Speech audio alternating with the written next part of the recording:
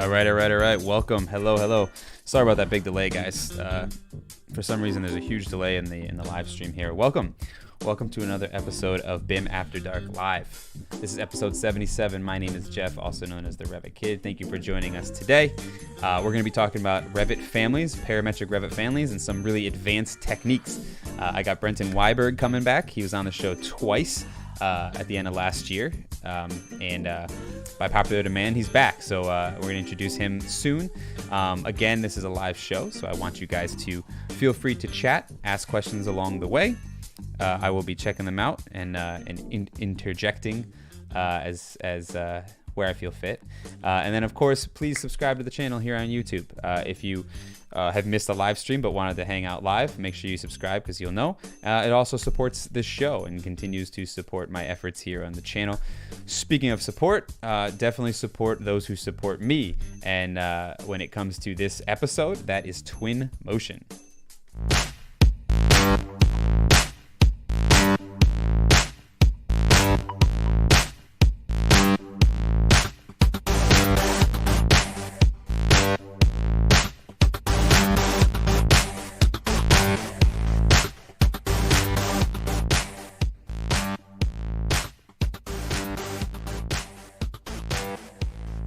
All right, so Twinmotion, for those of you not familiar with it, definitely check out the channel. I'll put links below of all kinds of in-depth reviews I do of it, but it is a real-time rendering engine built on the Unreal Engine. You can link your Revit models directly to it. It has some phenomenal new features in 2022. What I've been doing this season is highlighting a few of those features every single week. For those of you interested and you want to support this show, head on over to twinmotion.com/BIMAfterDark. What I wanted to highlight this week is actually something that was pre-beta, now it's beta, but it is in the 2022 release, and that is a cloud viewer. They've done a lot of work to make it so that you can share these scenes. And so what I'm showing you right here is actually a Twinmotion scene. This is a Revit model. Actually, that is my office and my addition. So I'm kind of sitting right there on the bottom floor. But what you'll see here is I'm actually in Google Chrome. So this is a Twinmotion scene with all the information, all of the people, plants, trees, cars, models, and so on. And I'm viewing it in the cloud. And you could share this via a link, and most people can click and open it. And they've done a lot to really improve it. And there's a lot of great features, like you could change the time of day, you could flip to different rendering modes, you could change the quality, a few different things. You can build in a whole bunch of great stuff within it. So awesome new feature. Definitely check it out. You can try it out for free today if you head on over to twinmotion.com/BIMAfterDark. The cloud feature has come a long way, and if you want to just check that out alone, it's definitely worth it. So thank you, Twinmotion, for sponsoring this episode, and thank you guys for supporting them, for supporting myself and this show. All right. So I'm just checking out the chat before I introduce our guest here. Looks like we got some returning visitors here. Junior's back. Randall's back. How's it going, guys? Great to see you all. Thanks for joining us. Cheers to everyone here. And last but not least, Tom Flaherty's here. Hey, Tom. Great to see you again. Okay, so let's jump into it, guys. Again, feel free to ask questions as we go along. I'm going to introduce my guest, Brenton Weiberg. Brenton, what is up, man? Hey, Jeff. Thanks for having me again. Thanks for coming back on, dude. I'm super excited about this. Your part one of your last live stream was one of the most watched, I think, last season. Right now it's at like 25,000 views, which is awesome. If you guys did not see that video, I'll post it down below. Brenton came on and walked through really more of the basics of family creation and the principles. And then we talked about formulas, and we dove in a little more. And today we're going to talk about some just really unique and advanced techniques. I call them advanced, but really they're not too advanced. They're more unique and valuable techniques for folks trying to build families. Before we dive into that, for those who didn't check into part one and part two from the last go around, and maybe who don't know who you are, maybe Brenton, give everyone just a quick little bio on yourself and what you're doing here on the show. Okay. I'm always bad at bios, but you knew it was coming. You knew it was coming, though. Yeah, I did. I know. We do it every time. Mm-hmm. Anyways, my background is in architecture and construction. And I've been working in Revit for probably 15 years now. And I own a company that sells Revit families online, revitfamily.biz. That's my night job. My day job is I do architectural design work. My company consults for usually other architects. We'll usually project manage bigger projects for larger architectural firms, and we kind of leverage overseas labor to do that. Hmm. So that's kind of a different side of things, but I get to use Revit every day. I use my families that I make all the time. Trying to think what else might be relevant here. I've been making families for, it's probably one of the first things I learned after the basics of Revit, just Hmm. because it intrigues me so much. I freaking love making families.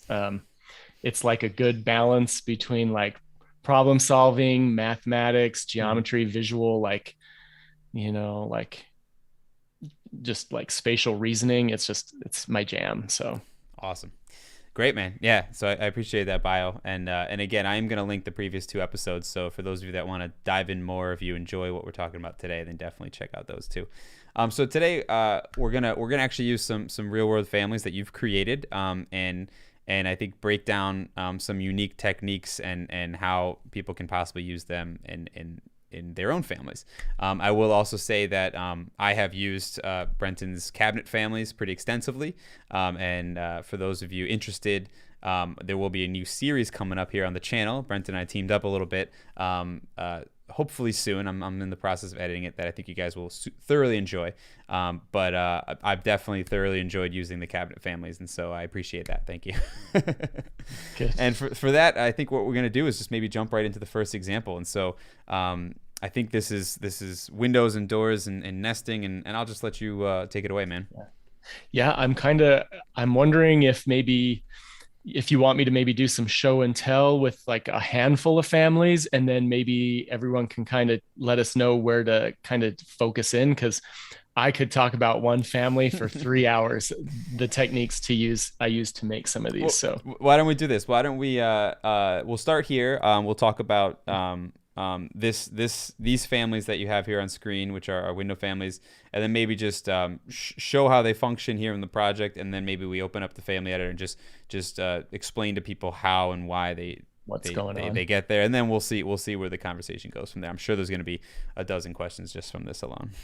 Okay. Yeah. So the window families are something I created because I get frustrated with out of the box families or the free ones you find on RevitCity.com, because they're not consistent with each other.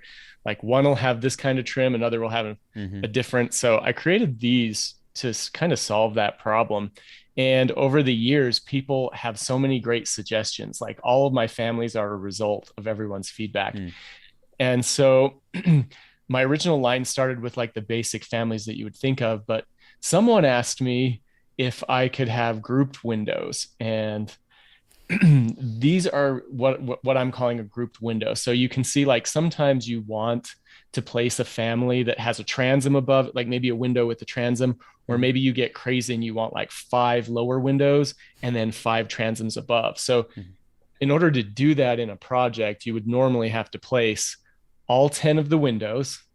Then you would then have to figure out how to trim them out, right? You'd have to go get a family, because most likely the windows you find, you're not going to find one without trim. You're going to have to like strip the trim off and then like build your own trim around it. So I Hmm. created this family so that you can, with one family, just click and place all 10 windows. So that's what this is. So I'm going to I'm going to start with like a lower example here.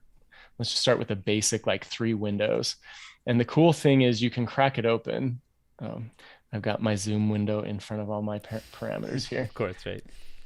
Um, so if we just take a look at this, for example, not only can you place all 3 windows, but then everything's parametric. So if you click here and I go into the parameters, you can see the first thing that pops up is all of the windows. So there's 3 windows in this family. So I did like a gray heading, Mm. and you can change stuff like, let's just change the type of window. Like right now they're just a fixed window. I hate the parameter box dialog. It's Oh not yeah. okay. So let's just change the first one from a fixed window. Something you typically want is maybe like let's do a slider. And then the second window we'll keep fixed. And then the third window, let's do it as like yeah, sure, a double hung seems right. And we'll click out of it right now. We can come back for the other parameters, but just, it'll think a second. These are probably my most intensive families because I've nested so many So many things in them. types. Yeah, yeah, Yeah. Uh, so it takes a second depending on how fast your machine is, but it's worth it. It's easier than placing all of the other families that it would require. So let's let it refresh. I'm also on my laptop. My desktop flies through this stuff. Okay, so now you can see it's adjusted the window. So we've got a slider, we've got a double hung, and then we've still got that fixed in the middle. So now the other thing you can do is you can change how the interior and exterior trim is happening. So like, for example, we'll pop back in and let's just go to the general graphics area. So there's an overall graphics portion. And right now I've got it as a real, you can see exterior trim. I can change that to something, let's just do a little stepped trim. And then we can change the interior to something more fun. Let's just change it to a simple wedge. And let's see what else can we do here. Let's do a bunch of changes all at once.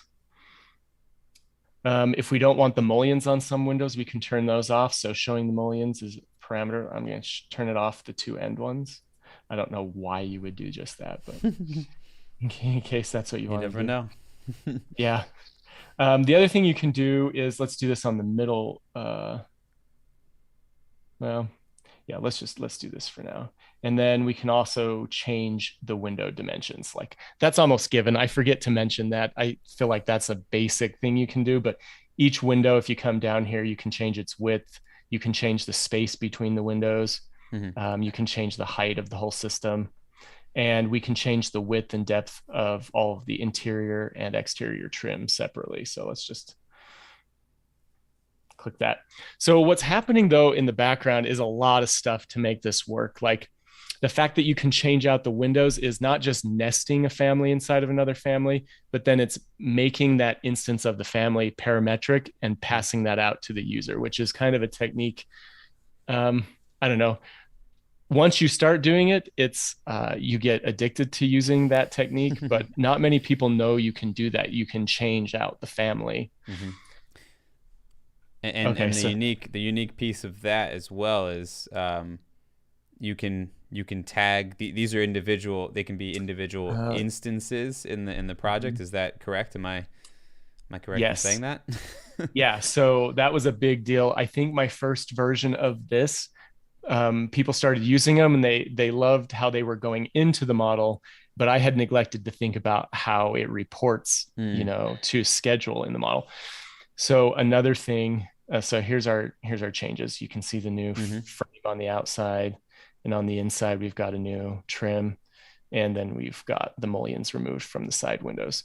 Awesome.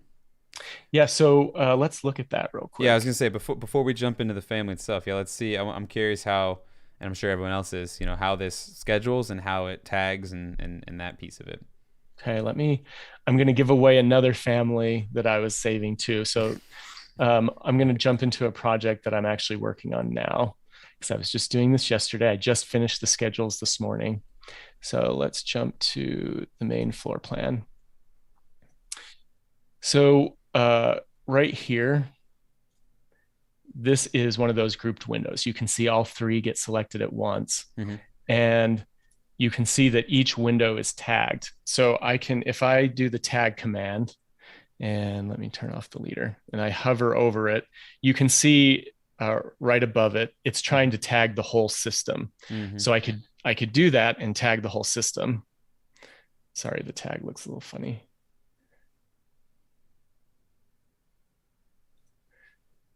Okay.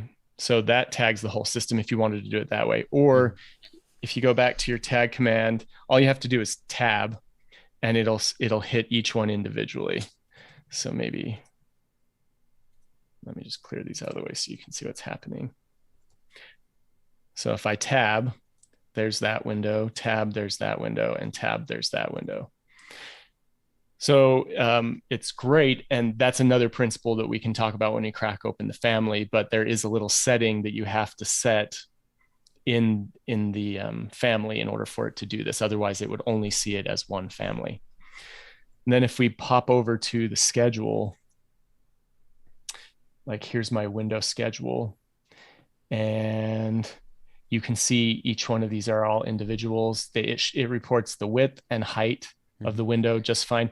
The only thing, and I have been racking my brain for 2 months, and I have been on all the Revit forums, is I cannot get a nested family seal height to report correctly into the project. So the only thing it doesn't have is the seal height.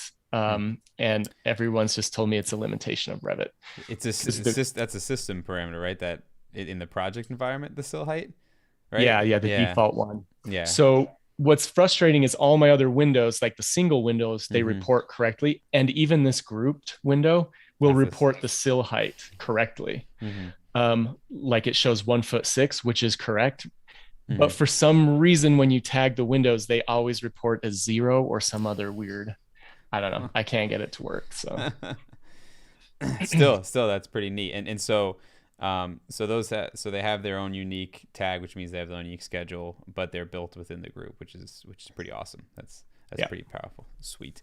All right, so let's jump into it. Let's jump into the window itself. And I'm curious to see maybe just some of the guiding principles behind how this is set up, so people can at least get a sense of if they wanted to group a family or two, and then pass through, like you're saying, doors, windows, whatever it ends up being, so they can get a sense of the process.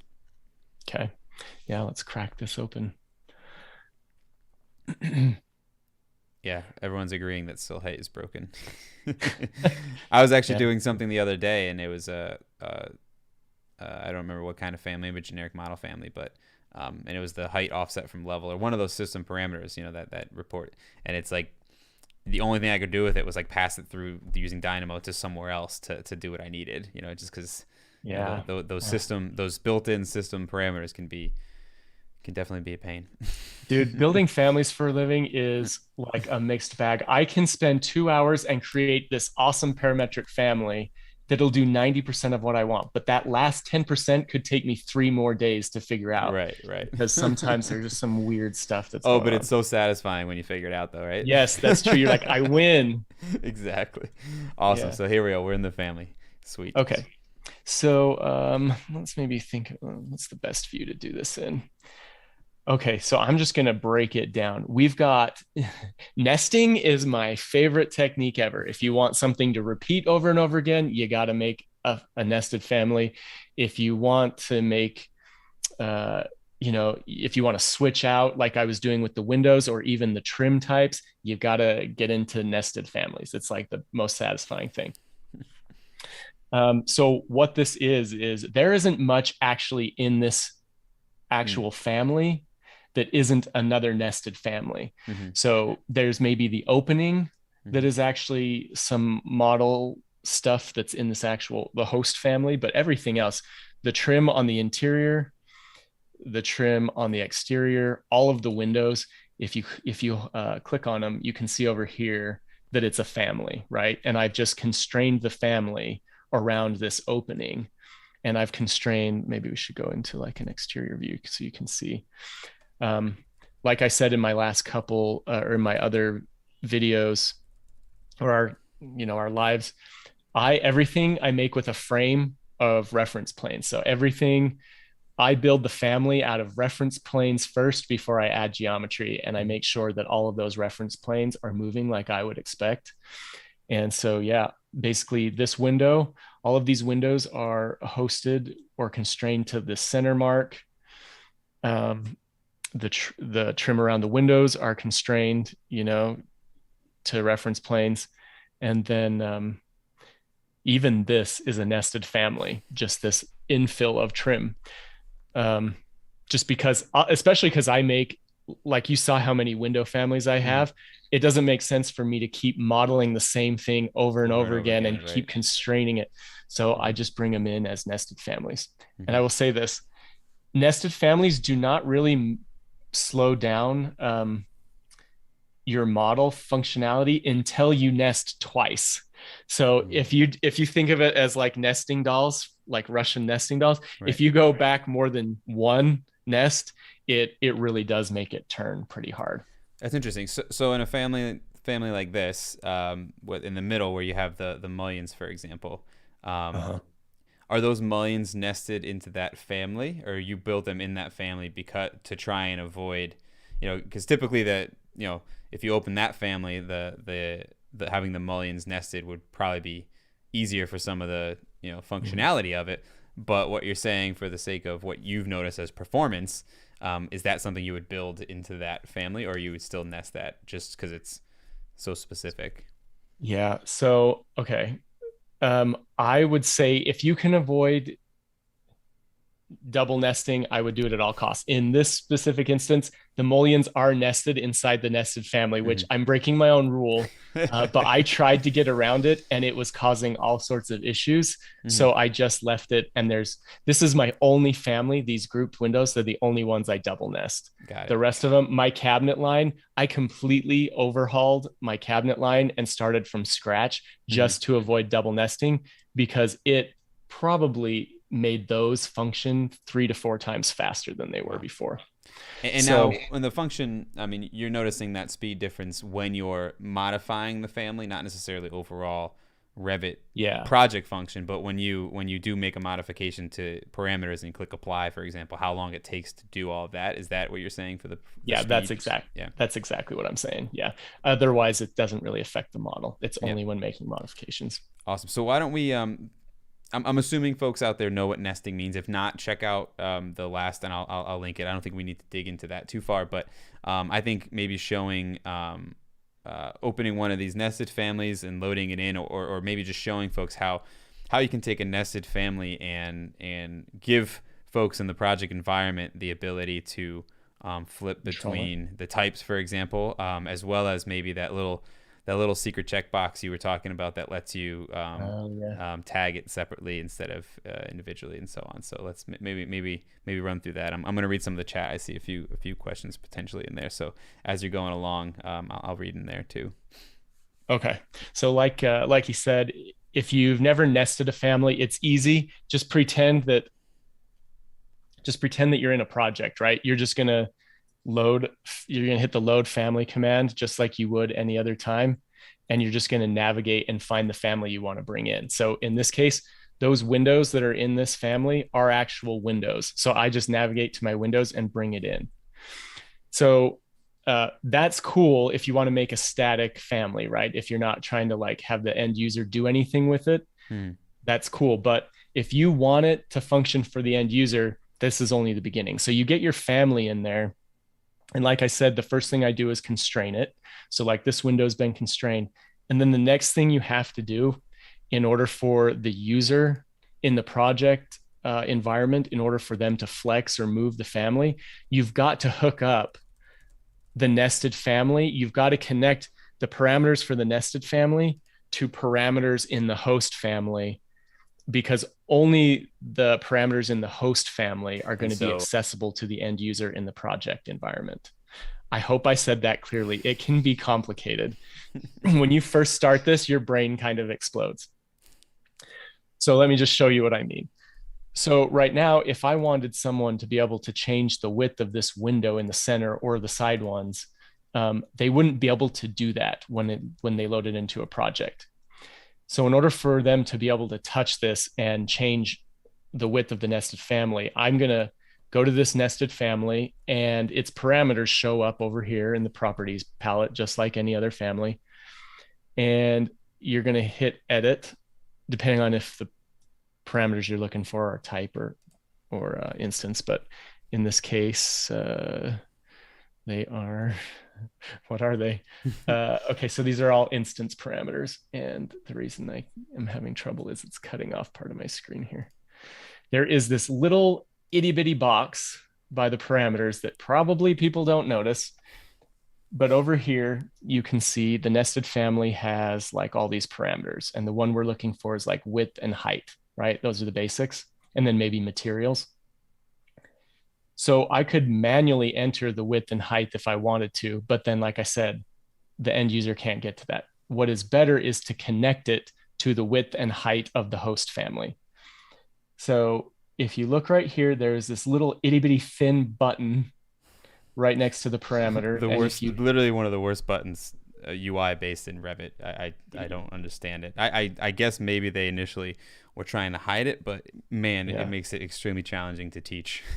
Yeah, it really does. So you click this button and it'll bring up all of the length parameters that you have in the host. And then you can you can tie the width of this window to a parameter that you create in the host family. So right now I have width 1, 2, and 3 already created for Windows 1, 2, and 3. So you can see I associated it with width 2 because it's the center window. And so you click OK. So now when you go up here into the family types dialog, you can see down in the dimensions width 2. So this controls that window. So if I change it to 2 feet wide, it'll now flex that middle window and make it 2 feet wide. And that is something that the end user can get to. So if you want those controlled, you've got to do that manual linking. People always forget to link the nested family to actual host family parameters. So that's one thing. The second thing is now if you want them to be able to change the window family, like if I look over here in my project browser, and if I go down and look at the families, you can see I have, a handful of nested window families loaded in. So I just loaded in a bunch of window families, an awning, a casement, double hung, fixed, all of the windows I want the end user to be able to flip through. So once you have those loaded, all you have to do is pick the instance of the window. And there is this little bar up here at the top that says label. And again, I don't know why they don't put this in the place where you normally put parameters, but it's up here in this little bar. And you can add a label. So you can add a parameter to the window and what it's doing. So this is window 2. So I created a parameter. You can create it on the fly. Let's do it on the fly. So we'll hit add parameter. We'll call it center window. And you can choose if it's instance or type, just like anything else. We'll categorize it somewhere easy for me to find. Let's just put it under data right now and click OK. So now what it's doing, let me just demonstrate because it's hard to explain what just happened here. So if we go to the data section, you can see the parameter we just made, center window. And you can see under here, what will happen is this will give you a drop down of all the families you have loaded into this host family. And so now I can change between all these windows that you see in the browser over here. So the end user is going to be able to pick which window replaces this one. So let's just do a double hung. And you click OK. And now it'll flip out. It'll switch the fixed window that was there for this double hung. And so now you can see there's a double hung window. And again, that's how we accomplish that functionality that I was showing you earlier in the project environment. Yeah, that's awesome. That I have to imagine that's hugely valuable to folks out there. So when you think about whether you're a family creator or you're just creating families for what you're doing, being able to flip between, I mean, I when I first learned how to do that, I mean, door knobs, drawer handles, windows, door panels. I mean, if you go down the list of all of the things, even on lights, I've used it a couple times with different things, right? All the things that you can use that specific aspect of it, which is just single nesting, hopefully, right? You can now you can Yeah. just single nest in, and then you can just flip between them, instead of, maybe even trying the double nest with flexing inside, or whatever it is. So Mhm. that's huge. Unfortunately, just like the associate family parameters button, they kept it on the options bar. So again, as a teacher, it's frustrating as hell that they moved all the parameters up top, but they kept that one on the options bar. Yeah. It's that and array, right? Those are the two that they kept on the options bar for some Yeah. reason. I don't know why. But so what I want to, before we jump into the being able to tag and report, which is kind of the next piece I wanted to go, there were a couple questions that I wanted to hit, that were actually some pretty good questions. The first one was from Sean Page, and he asked, if you've noticed, the whole double nesting. Does that rule still apply for nested profiles? Have you noticed at all, as far as if you double nest? I guess maybe that would be a profile into maybe one family, and then that family gets nested into, your host family. Does that count as a double nest as far as the performance, or you're not sure? I'm thinking, I think it depends on if the profile's parametric. If it's just a static Hmm. family profile and you just load it, double nest it, I don't think it's going to be a problem. It's Hmm. when you want to be able to change like Hmm. that profile, I think that will cause the Because then problem. it's trying to change through two Yeah, files, two nested, families. Okay, yeah. Because that yeah, makes in sense. my head, what I think when I change a family that's double nested inside the project environment, I Hmm. think to myself, oh, Revit now has to go Hmm. change the geometry.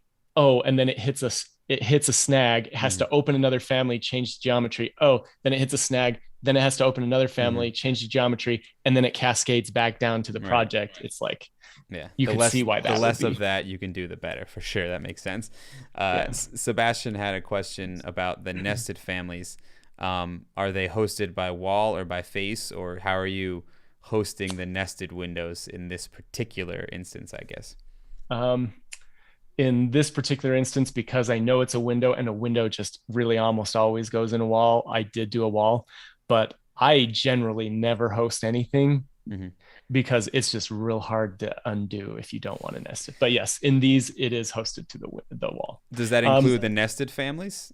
Those they're not hosted. even the nested windows are, but like things like the trim are Hmm. not. Those are face-based Got it. families. Got it. That's another good reason to learn nesting is there are some things that will not cooperate Hmm. in the family environment, but if you just make it its own family and just host it to a face, all of a sudden it'll work. Like if you're talking door swings or door symbols that you want to Hmm. swing around a curve, if you try to do that in the family, it just almost never works. So Yeah. if you just make it its own family and nest it in, for some reason, a family will follow a door swing, but like the geometry itself won't. Right. If you try to do it.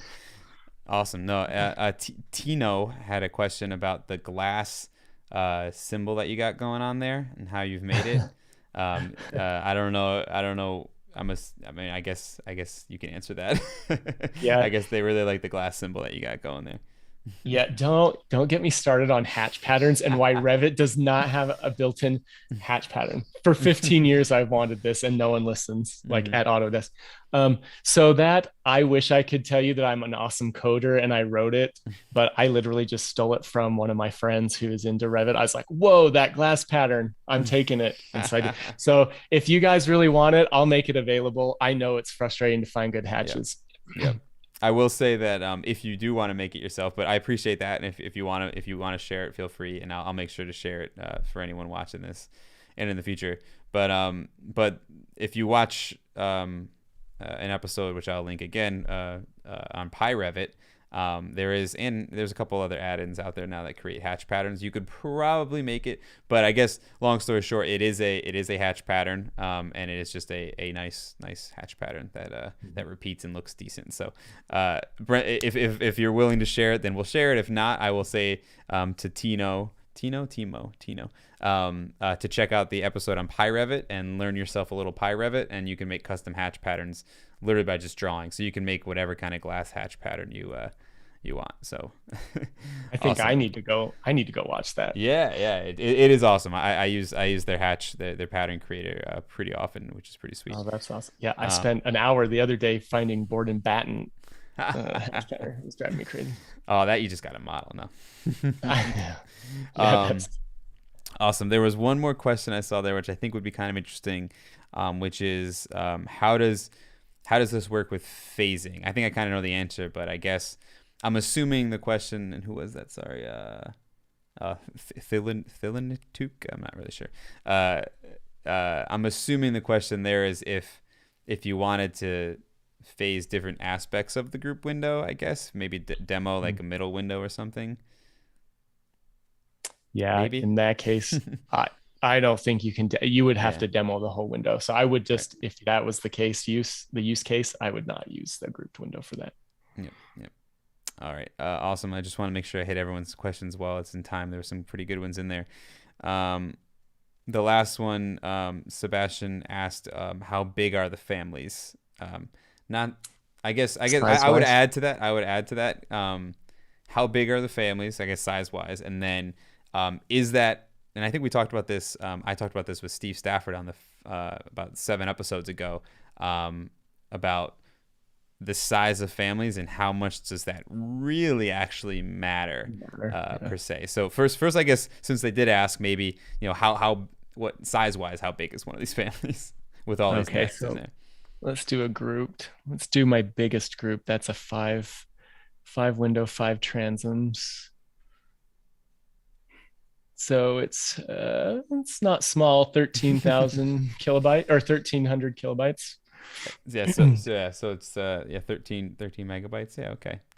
14 But you got to megabytes. think there are 10 windows in there, Mm-hmm. and then there's two sets of trim. Mm-hmm. Yeah, there's a lot in there. There's a lot in there, yeah. But I guess then, then the question becomes, does that really matter? And Yeah.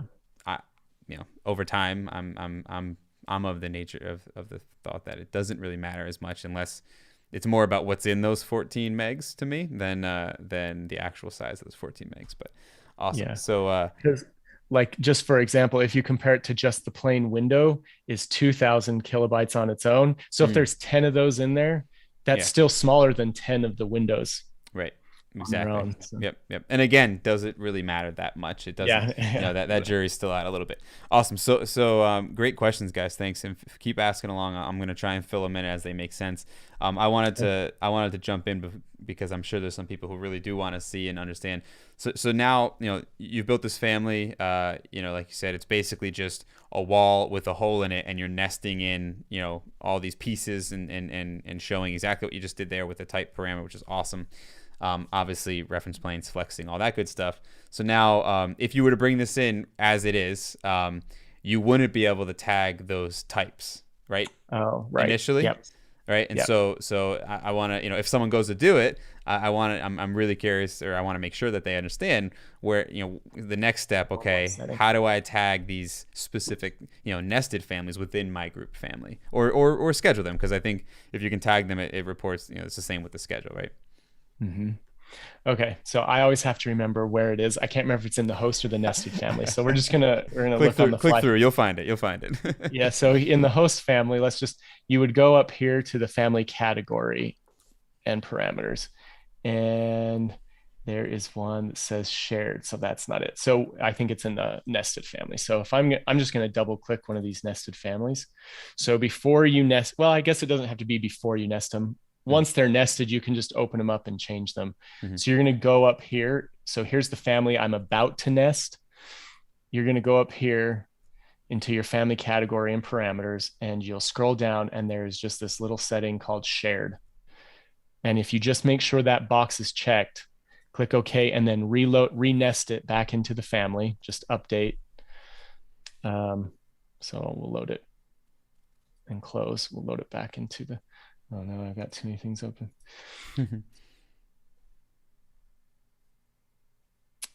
Okay, so now once it loads back in, this middle window, or anytime there's this double hung window in this model, you'll be able to tag it separately when you put it into the project.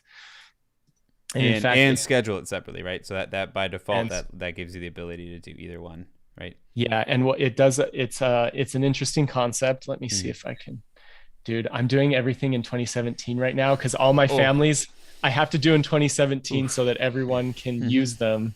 Hmm. And it is just Mm. painful. So I'm like, there's no like tabs. Let me find the project again. Okay.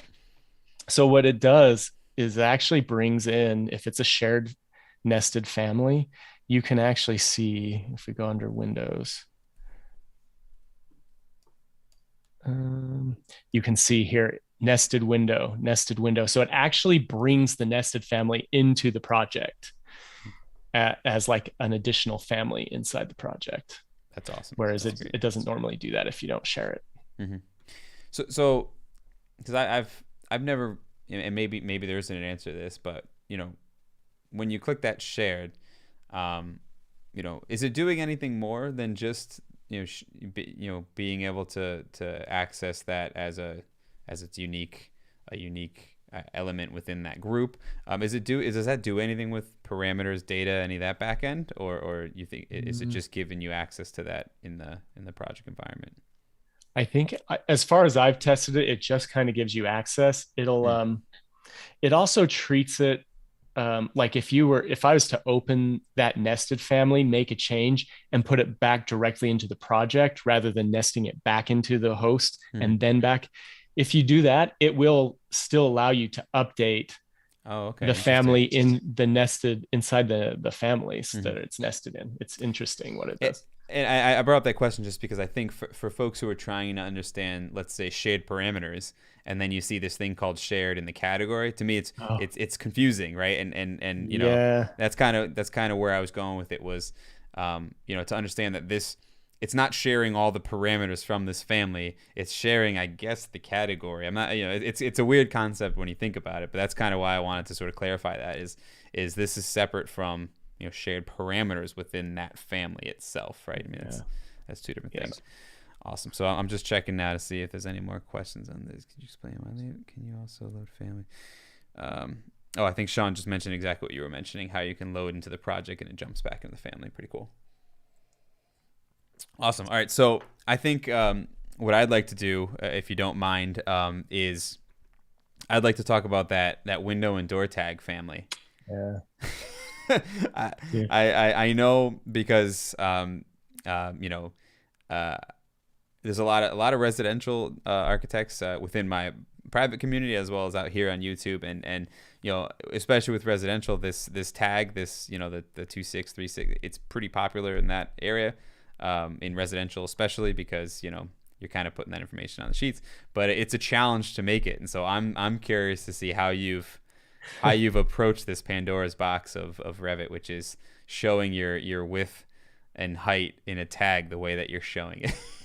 Yeah, dude, this is one of those things that I avoided for years. I do both commercial and residential, and on my Hmm. residential jobs, I just gave up and Hmm. used the commercial way of doing it Right. because getting this annotation to look like we traditionally would have hand drafted it does not it's not easy. So Hmm. Hmm. this was a project I did probably a year ago. I put it off for 14 years, but then I'm like, dude, I can do this. I'm smart enough. I can make this work. But will Revit let me? Right. That's the Yeah, but question. what Will that's Will Revit let me? yeah. So I was like, well, we'll give it a shot. It took me like it's embarrassing how long this probably took me. Um Well, thanks for because you sharing with us in like 5 minutes. I appreciate yeah, it. because you can get it to like you could maybe there's a couple layers going Hmm. on here. There's first getting it to report instead of like the normal formatting of one Hmm. 1 foot or in this case it's a 12 foot door Hmm. by 8 feet high, right? So normally what it wants to do is put the 12, everyone knows how that looks, right? Hmm. And so just to get it to um, report looking, like dissecting it down to the inches Hmm. or the feet and then the inches separately was like a nightmare. So let's open it and I'll show you. And there's still I'm not completely happy with this family. There's some clunkiness to it that I Hmm. had to do just to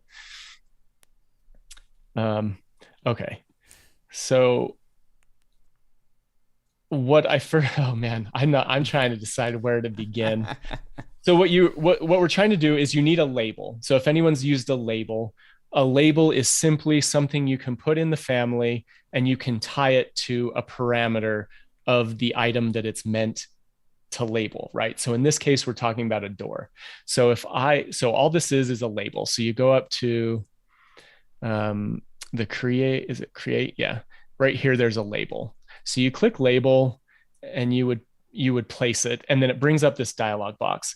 And here, because you've told it that you're creating a door tag, here are all the parameters that a door has, right? So you're basically picking what item do you want to display? Like what parameter do you want to display? So in this case, we would want like the width, because that's the width comes first, right? So if I look at this label, which is in a group right now, and I can maybe explain that later, but so here's a label. If I come up, I edit the label, you can see it's displaying the width. But what you have to do in order to get it to display the feet big and then the inches small, those have to be two separate labels, because it won't let you format to just show one or the other, or, to get it how I'm wanting to get it. So you have to go in this label and you've got to do a couple like odd things that aren't, you're not used to doing. If you just click a label and stick it in, that's when you get the 1 foot or the 12 feet hyphen however many inches with, double quote, like a quote. So the first thing you want to do is like choose how it's going to format the information that it brings in. So there's this little button here that says edit parameters unit format. So I came in here and I said, I don't want the normal feet and inches. Like normally it's feet and fractional inches. So I set it to feet so that it's only going to report in feet. Mm-hmm. And then I don't want to see decimal places. I want a whole foot, right? So I set the decimal places to 0. And then I took off the symbol, right? Like normally you'd get the apostrophe. So you strip it. So I stripped it down the best I could. So now it's only going to report feet. And then to make sure, because now it will work half the time, right? If the inches is below half a foot, it's going to round down and display the right number. Right. But if it's like six or above, it's going to round up, which I don't want happening. So then I made an equation, and this is the simplest equation, but it took me so long to figure out what's happening and turn it into math. So this equation is basically taking the width parameter from the door and it's stripping it down so that it's only feet, right? And you can see the round down function. I don't know. We probably don't want to go into a deep dive in equations, but the point is this equation strips off the inches without ever having it round up. So the feet will always report correctly now. So those are the two principles you'd have to know that aren't obvious when if someone's done labels before, they're used to this, but they probably have not messed with the unit formatting and they probably haven't tried to make an equation. And so that's pretty much all I did for that's what I did for each one of these things. So the next label, again, we're reporting the width of the door, but now we're doing the opposite. We're stripping out the feet and looking at the remainder and turning the remainder into whole inches, if that makes sense. And then the cool thing is normally if you didn't want it smaller, you can actually put two parameters in one label. So I could have easily made the feet and inches report with one label, right? But one wouldn't be smaller than the other. They'd both be the same height, which looks confusing when you see a string of 4 numbers. And that height difference is the key to this annotation, right? So, so then I had to make it its own label. And labels are they're not like other Revit items, like say an extrusion or whatever, where it's got geometry that you can constrain to. The label really doesn't have anything that you can constrain. So what was happening is, depending on what the value is here, the labels didn't know they needed to get bigger or smaller based on, the value. Like, if it's 20 feet, it's now 2 digits instead of one. Right. And now it was running on top of each other. Mm-hmm. So it's like you think you're clever, you found this way to get it to report and look right, but then when you go to use it, you find a new thing. And so it became a jumbled mess. Mm-hmm. So then I was like, okay, you've got to be able to control the spacing of the labels because they're not smart enough to do it themselves. Mm-hmm. But there's nothing to freaking constrain on a label. There's literally nothing. Right. So I spent hours trying to figure out how I could constrain a label. The only thing I came up with is if you put in, so if I click, I created an invisible line, mm-hmm. and then I grouped it with the label. And when you group it with the label Awesome. will then move. So then I constrained the little lines that are grouped inside with the label. Nice. And so then I created some more like back end mm-hmm. equations to control, the spacing. That must have been a lot of fun with the size of text, right? Yeah, dude. I could see already 23. What do you got? 23. 256 of an inch in there. Like, I'm moving it like 156 at a time. And then the best part is if you change the font, you've got to redo the equations because they have a different width, right? Mm-hmm. So, mm-hmm. Okay. Then the next thing is I tried to make it automatically change the spacing. And I'm trying to remember what I hit, but essentially, label families won't let you do instance parameters and type parameters. They let you have those two types of parameters, but they function differently. So everything to control the spacing ends up having to be a type parameter. Mm-hmm. Anyways,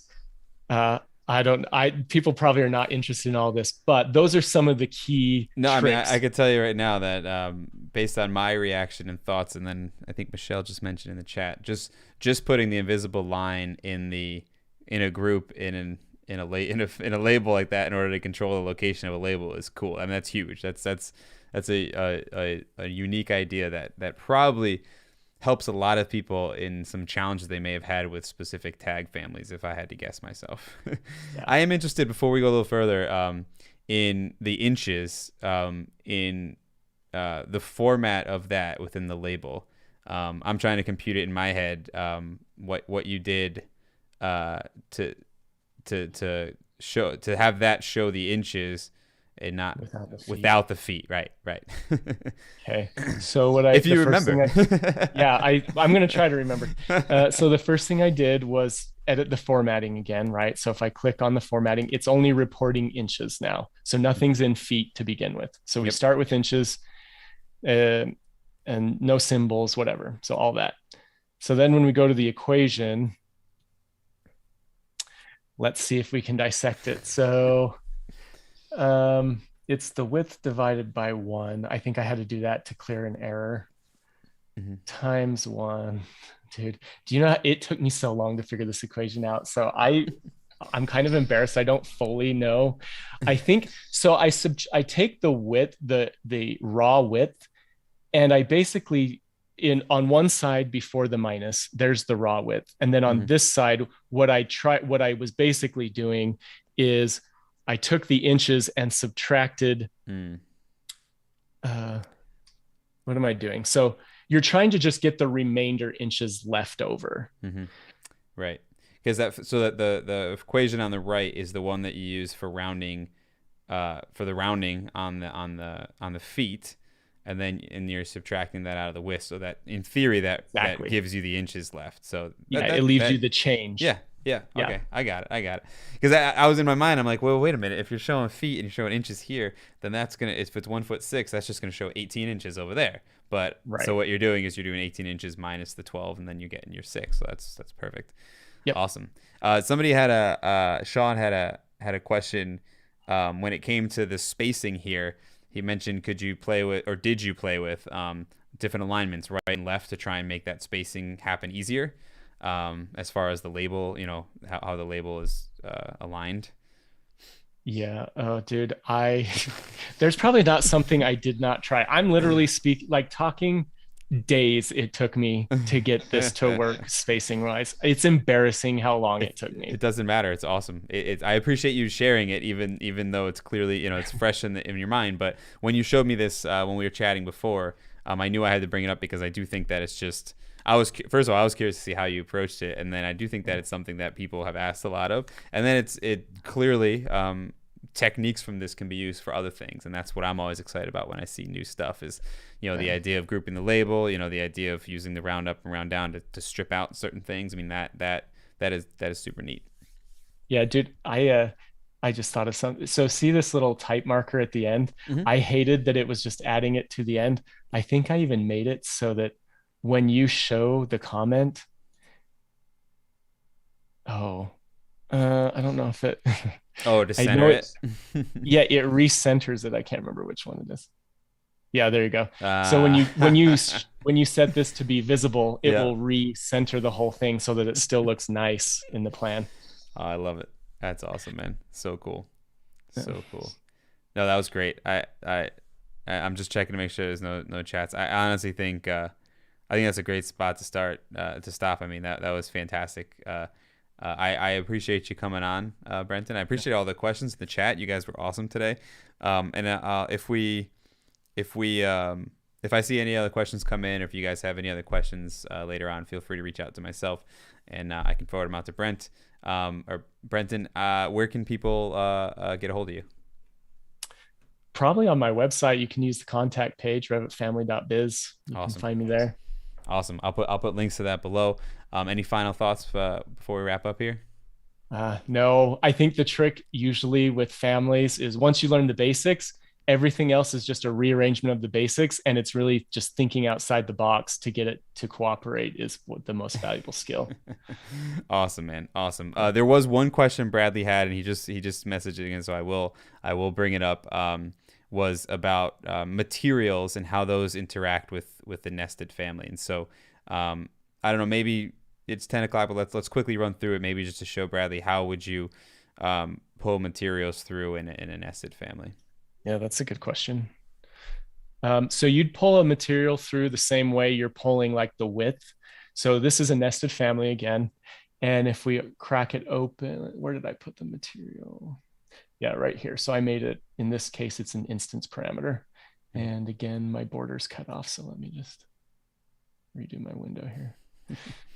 So you can see this nested family, you can control, the interior trim, the width, the window, and the glass pane. And again, you can see those itty bitty little buttons.